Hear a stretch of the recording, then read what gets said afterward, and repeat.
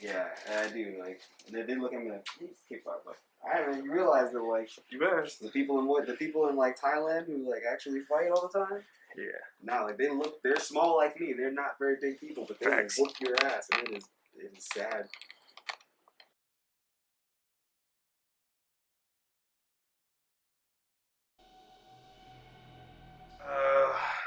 Awesome. Welcome. I am back.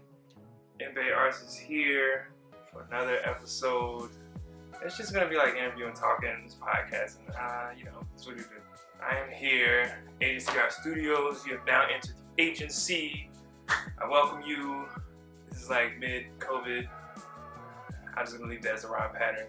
I'm here with my good friend, co-worker, art educator, co-art educator, not together, but like we both teach art. Artist, husband, photographer, amongst a lot of things. Printmaker, we're both printmakers. That's what's up. So we're here with Elliott Fisher. By any other names I don't know, but I do know him as Elliott. That's the only name that matters.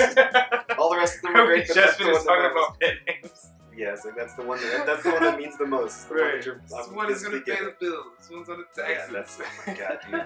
And like for years, my license was spelled wrong. Oh wow. Yeah, because they're just like, Elliott, I know how to spell that. E-L-L-I-O-T.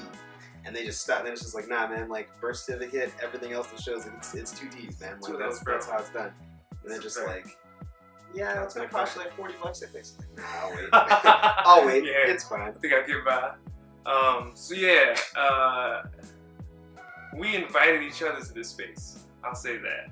Elliott had recently posted something, and I've been watching his work for a while on social media, his photography, and I noticed him like reaching out, trying to say, hey man, doing this project. I couldn't quite tell like what the intent was, because like in a sense of like, I was like, are people like asking me like are you asking people if they want to get like professional photos done, and then it's like, all right, pay up, this is what it is, or it's like, is this a project he's working on? He's just looking for like people to like photograph. I was like, he's reaching out for people who just want to be photographed. I was like, you know what? I'm gonna support my guy. I want to be available, and I want my picture taken, because I feel like I don't get that done in a like creative sense often. So yeah, no, and that's like one of the things that for sure is a big thing that helps, because I know there's a bunch of folks that have been like, they're like, I don't have that many pictures of me. I'm just like, as the person behind the camera, there aren't a lot of pictures of me either. So like, I completely understand. Like, you're the one taking the picture. You're doing the thing. Yeah. So there's not a lot of pictures of you, and it was just to kind of get people to take pictures of, because it was kind of like I'm still figuring out what I was gonna do at the time. So it's like, okay, yeah, I think I know what I'm doing. That's a fact. That's a fact. Yeah, and so yeah, that's how I said we got to invite each other to this space. So like I saw him posted, and I was just like, yo, what you need? I got like some time this next week. La la la. He was like, boom, boom, boom. Then I was like, boom, boom, boom. And then we ended up here in my studio. I was thinking like places outside. I feel like I saw other places that you might have been doing photography, and I was like, oh, he's looking for these things. But then like by the time it boiled down, I was like, he's probably just looking for you to be in your comfortable space. So yeah, that's it.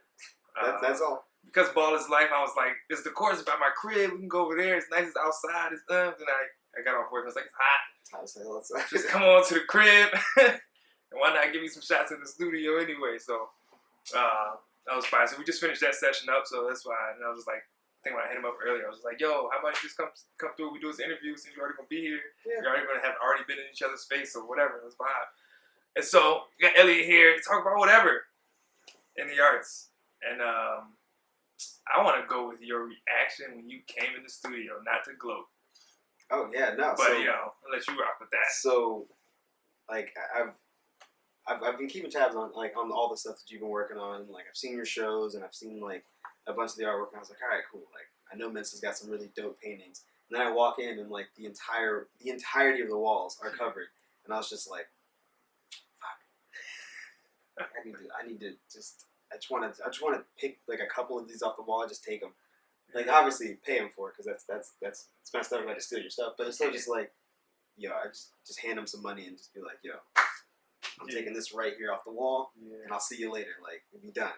Yeah, I've got like 2 series that are like fake accounted for, which is that one.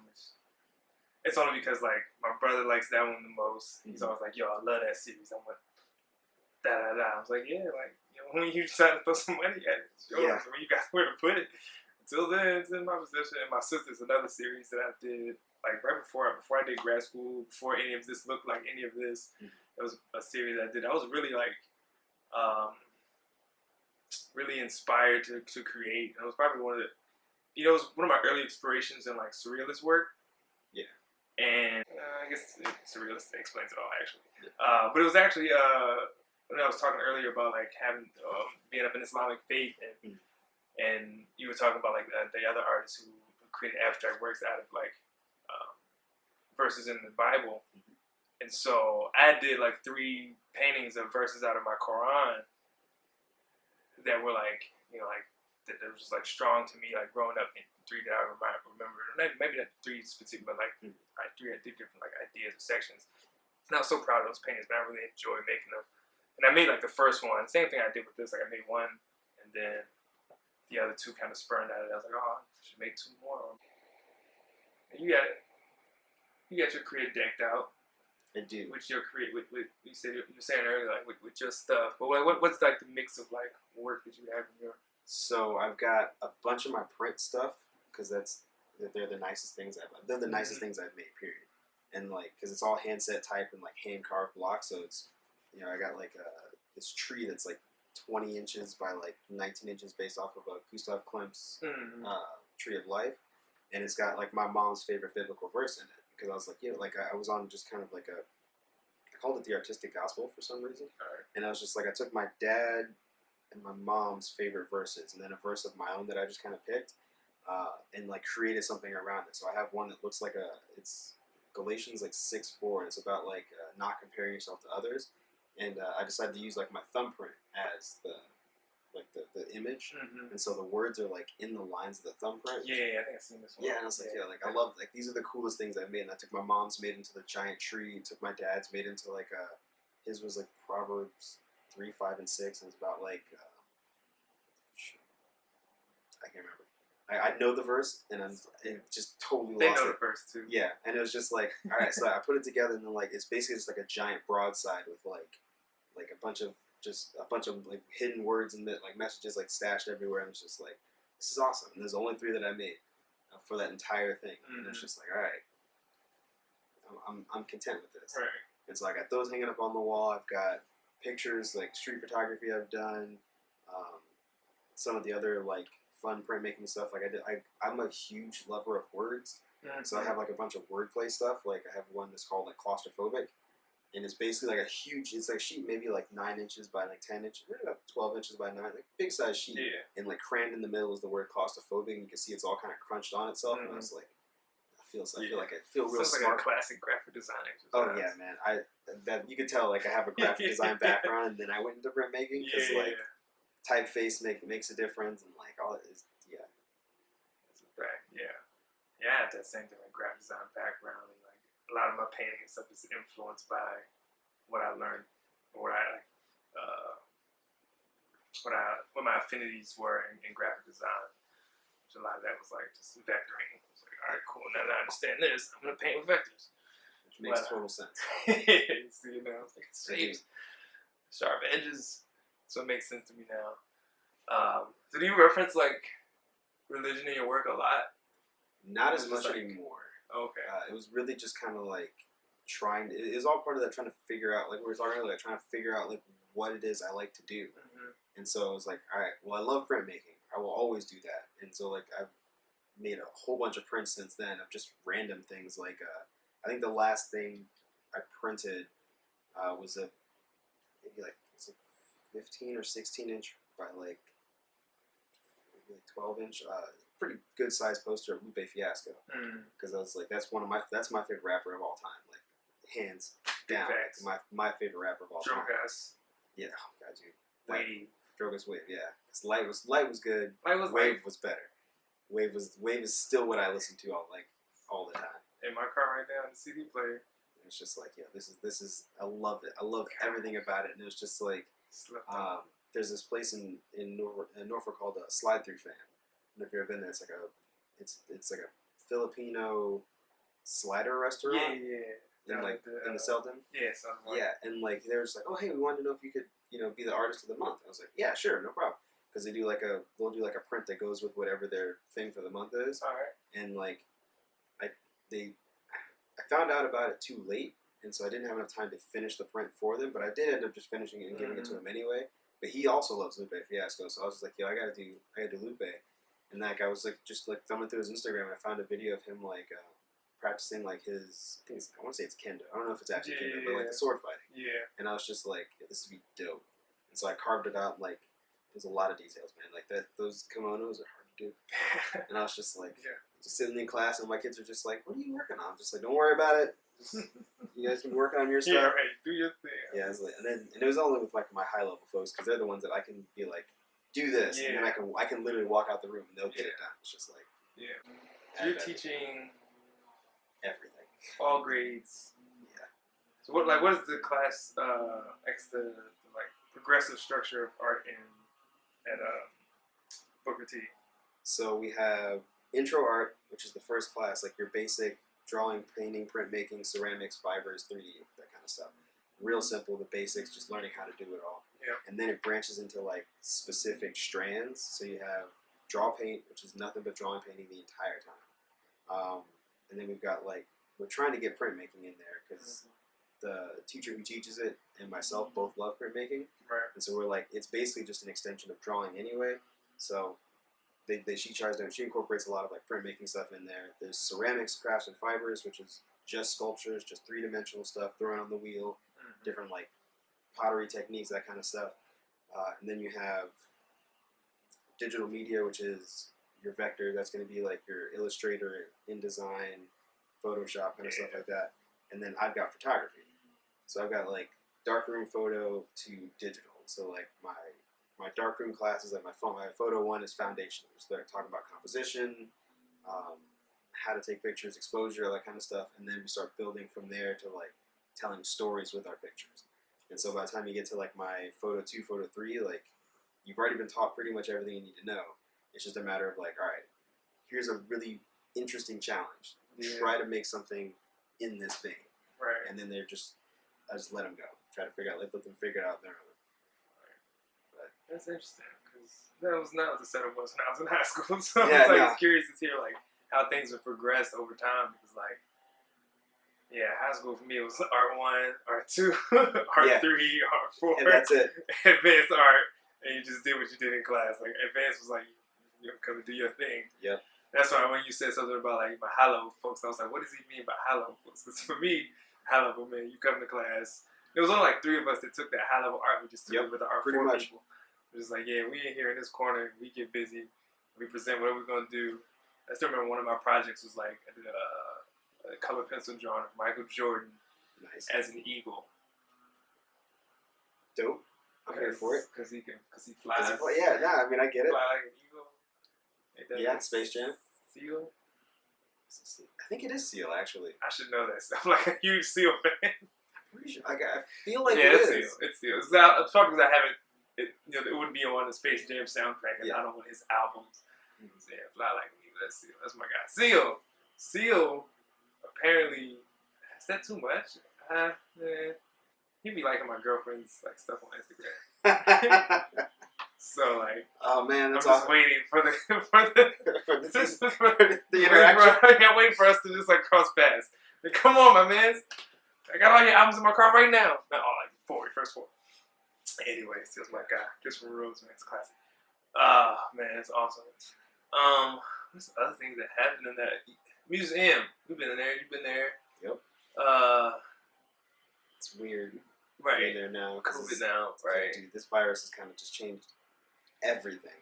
Because it's like, oh yeah, like normally it'd just be like, come in, and it's really changed like everyone's level of normal. Because I'm always just like, all right, phone, keys, wallet, let's go. And now it's like, phone, keys, wallet, mask. Now let's go. Yes.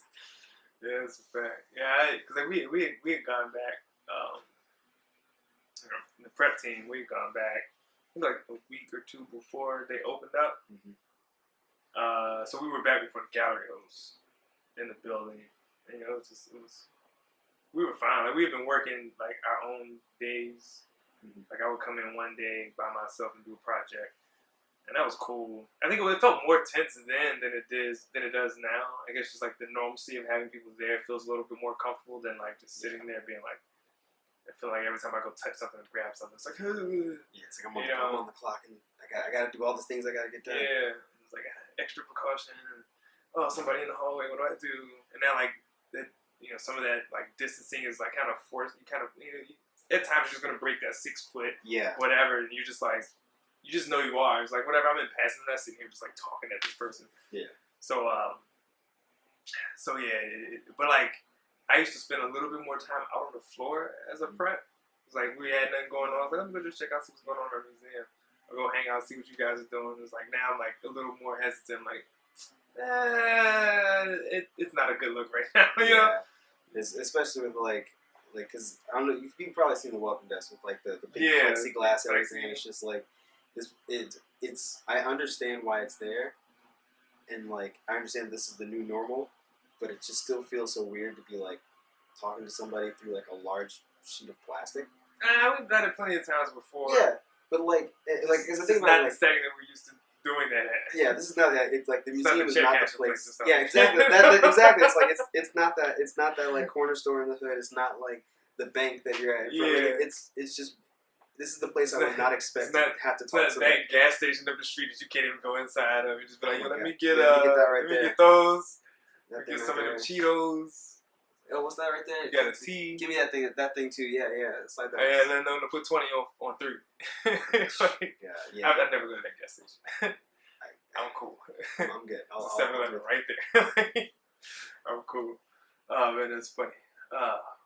No, my dad used to like. My dad owns like properties in Baltimore that like we've helped like work with as well. And you're talking about like evicting people. I laugh because I'm like I've done that. That's awkward. Yeah. Especially when the person like comes back. Yeah. I didn't face that at all. You're just like taking their shit out their house. Like hey, it's like I take it out. But yeah, the like house was like abandoned. It was crazy. Oh dude, like the house that we evicted was not abandoned, and the person came back and was real upset and like.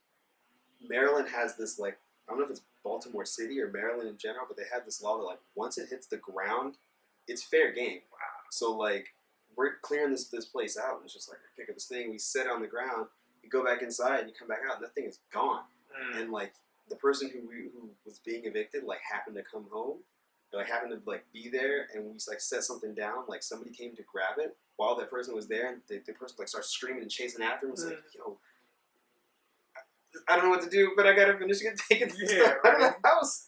That's super weird. Yeah, oh, man, it's super bizarre. Yeah, I don't be up that way. But that has nothing to do with art. You know, on Instagram, my tag under my name has been the same ever since I opened Instagram. It's art and the life. This is true. It all influences each other because, like, oh my God, it does. It just does. Mm-hmm. I'm going to Gloucester to do a residency next week. Nice. I'll be doing essentially this same thing with someone, but I enjoyed hearing your questions for your project and like how open-ended and short they were to allow the person to just like do all the expressing. Yeah. So that was like also like an inspiration for me to like get somebody in here before or just to interview with somebody before I did my interview because like I did my 2 before this and I felt comfortable and confident in that setting to like ask people questions and blah blah blah, but like I've been so separated and isolated from people. I'm just like I don't know how to talk to people like that no more for real. So I gotta figure out how to transition and see whatever. So and then like this is somebody who's not an artist, and so I'll be talking to them about what it is that they do. So I like try to do my little research or whatever. But this will give me a nice like insight on how I want to sit down and have that work out. Yeah, that was definitely the intent of the question. It's just like I don't want them to be. The questions that I had, I tried to design not to be like one-word answers. Like I can ask you a question, and the answer is yes. Yeah. So the point is to kind of get your response to the question. Mm-hmm. So like they just kind of like they're made to be open-ended, so that way when you answer them, there's story to tell. Yeah. As opposed to like yep. Yeah. And that's it. It's like no, it's yes, and here's why. Yeah. Question is the perfect like transition because a segment that I do with these interviews is I now have named it. I think it's You Gonna Art or What. Yeah. You gonna art or what? And so it's just a series of questions that I'm gonna ask you, like situations, like what's your response to it? And hopefully this should sound all open ended. Now I gotta find out what these things are. All right, cool. So yeah, these are art scenarios. I'm gonna ask him just random things. Probably gonna do maybe like 5 or so, maybe more. I got more than that though. So number one. Simple one. Would you rather have an artwork in a museum exhibit or 50,000 followers on social media? See, that's a tough one. One artwork in the art museum exhibit. By the way, not like a show. Not like a whole show. Just like Elliott Fisher's photo in the midst of a sea of other photos. Or that's tough. I feel like I'd want to go from like a validation standpoint with the museum, because like that's what people associate with art. But I know that like social media is everywhere. I'd rather have it there, because like even though I feel like the social media is going to come before the museum. Like I'll have those 50,000 followers and they'll see this picture, assuming that it pops up on their algorithm or whatever. And like that's going to be enough for people to be like, we should probably look into this artist and put him in this museum. So I'm gonna go with the followers, because that's right. Yeah, that's a tough one though, because I do feel like that validation from being in a museum, just like my stuff is in the Chrysler. Yeah, I don't know about you guys, my stuff was in there. Yeah. Tight. All right. That's a good question. So, situation: your studio's flooding, and you only have time to save one thing. What are you grabbing? Fucking hard drive, man. grab the computer. It's got all my images on it, all the high resolution pictures of everything. Grab that. I can start over from everything else, but I definitely need that. Yeah, we're in Flood Capital, Norfolk here. Oh yeah, dude. That's why my laptop, my computer's on the second floor of our house. Yeah. Like I highly doubt any kind of flooding is gonna happen to it. But either way, that's what I'm immediately running to grab. Outside of like my wife. Yeah. Like obviously I'm gonna grab things. Yeah, she can take care of herself. Yeah, for sure. But I will definitely grab that hard drive, because that's got everything on it. Nice. Yeah, I've had my studio flood a couple times in Norfolk State, and it's on the 3rd floor, so it didn't matter what floor it's on. Yeah. Jeez, I lost artwork, so it is what it is. Damn, that's a good one. Yeah. If you could live in the shoes of another artist for a day, who would it be? Ain't going to be Alive or dead? Yeah. That's a really good question. I feel like it would be Gordon Parks, because he's one of my favorite photographers of all time, and like he's like just a lot of his pictures of like from like Kansas and like New York and Detroit, I think is the other place he was in, but like a lot of the cities where he was like showing like where how racism was like being like visibly like noticeably happening. Right. I would love to be able to be there and document that kind of stuff. Like, because then he's also traveled like across like overseas to like take photos for like sports and various things. So it's like I know he's done a bunch of cool stuff, but I feel like his like being there for like his when he was falling around, like I think his name was like Red Jackson or something, like I can't remember the guy's actual name, but like the gangsters that he was falling around like in New York, that'd be me, because I feel like it's super interesting. It's all the insights. Dude, yeah. I love Gordon Parks, man. Like one of the projects for my students is they have to pick a photographer, research them, and then put a presentation. And obviously, I'm not going to ask you to do something I wouldn't do. So I did some super research on Gordon Parks, and I was just like, this is how your PowerPoint should look. Yeah. And I was like, yo, this guy's fucking dope. Yeah. That's the way you got to do it as a teacher. It's like, look, I did it, so. Yeah, like, I mean. No excuses. Exactly. There's no excuse. You can't be like, I don't know what to do. Like, I showed you what to do. Right. Here's a list of everything you need to have, and you can look at my PowerPoint and see all these things are in here. Right. That's it. Let's do that. Yeah. Simple. Here's one I think I'm trying to ask everybody. It's a fun one. So you get a blank check for your entire catalog, to go to one institution with no guarantee that it will ever go on view, but the catch is that you can never make art again. Ooh, fuck. I'm guessing it's what would that number be? No, would you accept it or not? If so, how much? But no, yeah, would you do that? No, like that's tough. Like this is another really good one because I'm like, on one hand, I'm like, yeah, like I could sell my work for a tremendous amount of money, some astronomical sum, and like if it never gets viewed, it never gets viewed. But like the not being able to make art afterwards, the part that kicks it right in the teeth. I feel like I just wouldn't do it because like I specifically like started doing like my own artistic stuff just for the fun of doing it, and like I wasn't doing it as a way to like to be like a living. Like this is what I do for a living. Like there's definitely just like I do this because it's fun for me, and if I couldn't do it because of like anymore, I would suck. It would suck real bad. Yeah, that was a fun one. That fun question to like drum up. I got some funny answers for that one. Cause I can't do that to me.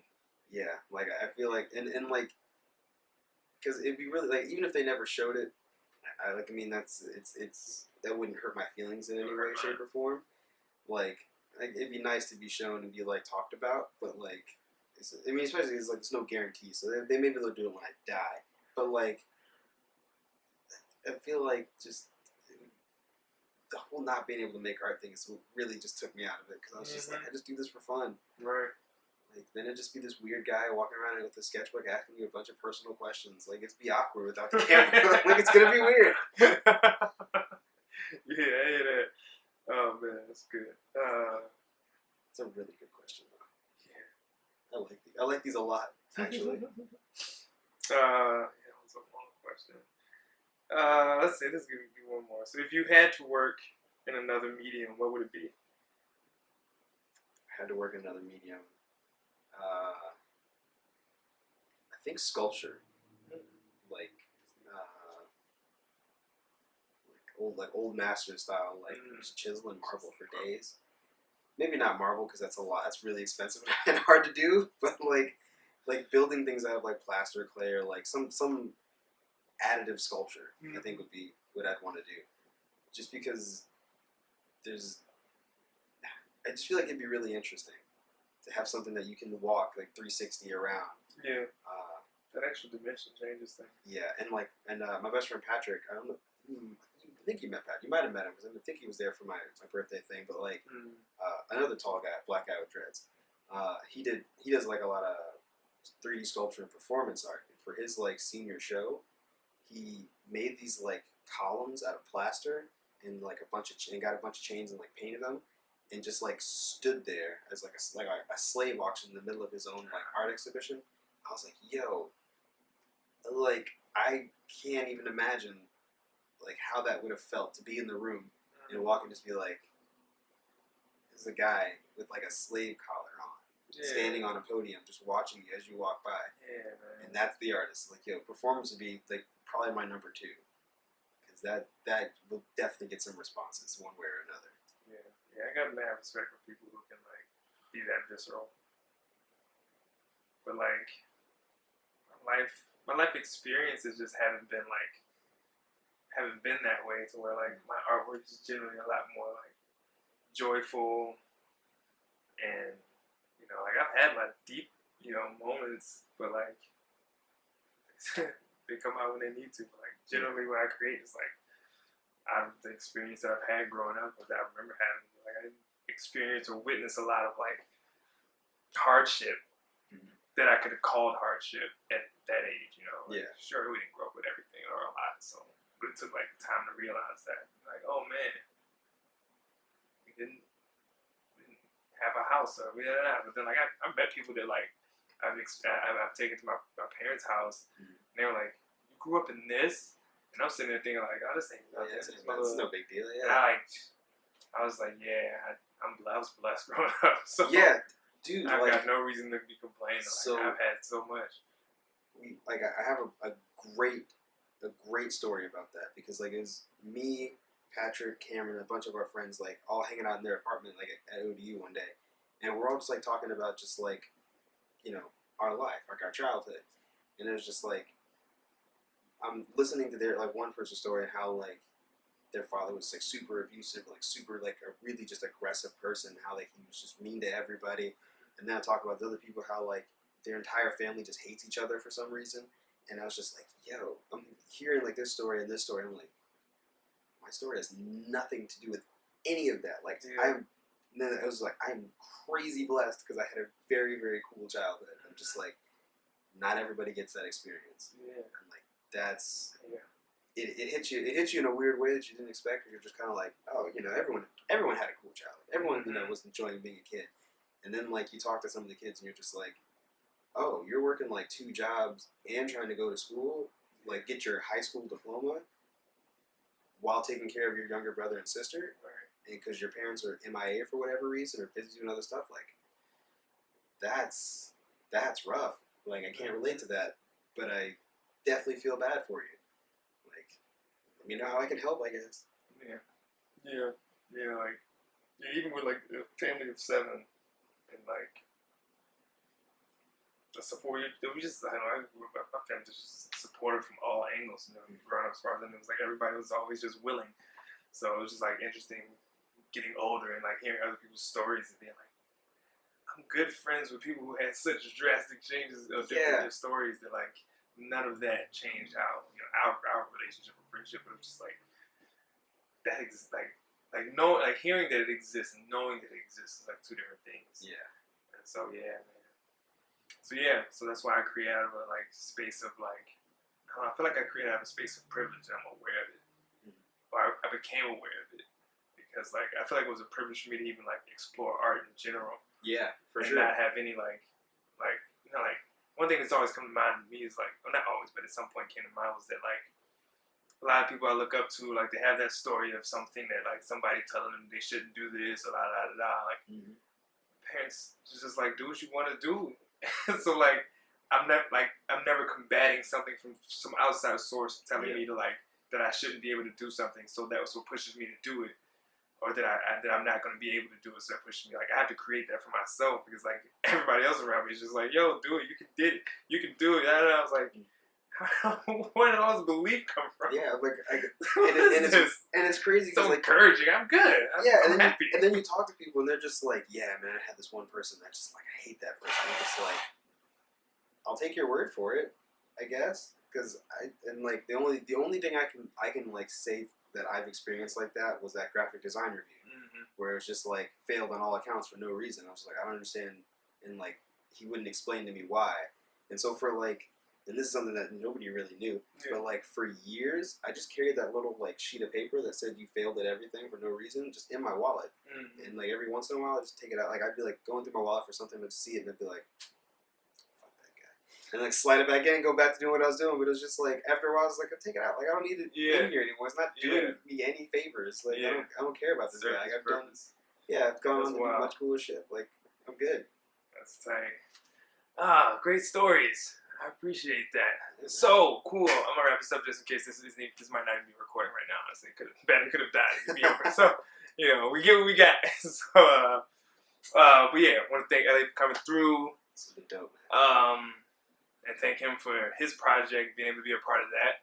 I'll add Elliott's tags and things around so that you can follow and check him out on the medias of socials and whatever else. Got a website now, so that's too.